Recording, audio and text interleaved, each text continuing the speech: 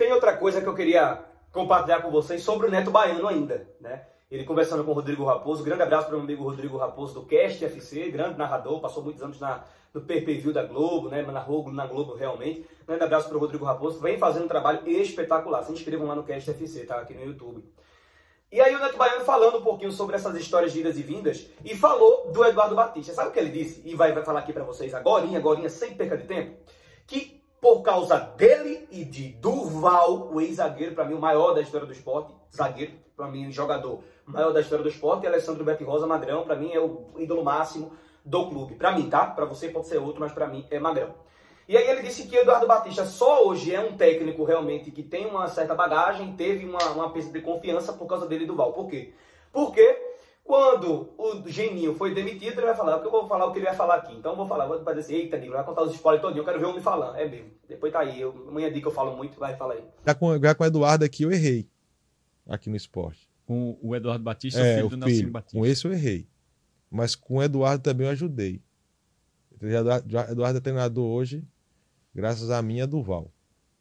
Seguraram o grupo. Estava contratado para perguntar do B. Do B não é um cara que fala a verdade. Eu, Durval, ligou para ele e falou assim, não, deixa Nelson, estava contratado o Jorginho. 2014. Jorginho estava contratado. Jorginho, ex-seleção? Não, 2013. 2013. 13 subiu em 2014, que caiu Geninho. O Geninho, tá. Aí os caras botaram Eduardo de interino e a gente começou a ganhar. Aí foi assim, eu e Durval conversamos com o do B, numa salinha lá, a salinha de Naldo. Deixa o Eduardo, rapaz. Deixa o Eduardo aí, que o Eduardo vai dar conta. A gente vai ganhar o jogo, vamos ser campeão com o Eduardo. Aí do B, falou, tudo bem, vocês vão ser, vamos. Deixa o Eduardo, e o Eduardo é treinador graças a mim e a Durval. Vocês é que seguraram a onda. Seguramos a onda de verdade mesmo. E na hora que a gente precisou dele, ele fugiu comigo, pelo menos, tá ligado? Mas sou um cara que eu pedi perdão pra ele, já pedi perdão pra Eduardo, que eu errei com ele. Errou por quê? O que é que você fez? O jogador tem que aceitar estar no banco, o jogador tem que respeitar a hierarquia. O cara é o treinador, eu tinha que aceitar. Eu peguei tanta moral no esporte que eu achei que eu era mais jogador do que o próprio esporte.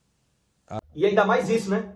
Ele erra com o Eduardo Batista e não aceitar ficar no banco, ali em 2014, no Brasileirão já, né, que ele participa, o Neto, ele começa vários jogos no banco de reserva, perdendo a titularidade, e aí começa aquele enrosco, ele errou com o Eduardo Batista, disse que já pediu desculpas também ao Eduardo Batista, é um técnico que hoje está desempregado, mas depois do esporte foi Fluminense, Palmeiras, Atlético Paranaense, Ponte Preta, e assim foi, né, degringolando sua carreira meio que né, na fase da vida, hoje está desempregado, não duvido um dia chegar no esporte novamente, mas é um técnico que, inclusive, a última Copa do Nordeste foi com o Neto Baiano e Eduardo Batista, Durval e Magrão, entendeu? Os ídolos do esporte, Durval e Magrão, esteve né, na última Copa do Nordeste conquistada pelo clube. A gente chegou esse ano numa vice-campeonato, a gente chegou numa final, assim como em 2017, mas o esporte não conquistou mais nenhuma Copa do Nordeste após a saída desses caras, tá? Então são importantes sim para a história do esporte. O Neto Baiano falou realmente um pouco disso, né? Um pouco dessa ligação que tem com o Eduardo Batista na hora em que ele não seria o técnico efetivado e os caras ligaram para o Dubê e disseram assim, ó Dubê,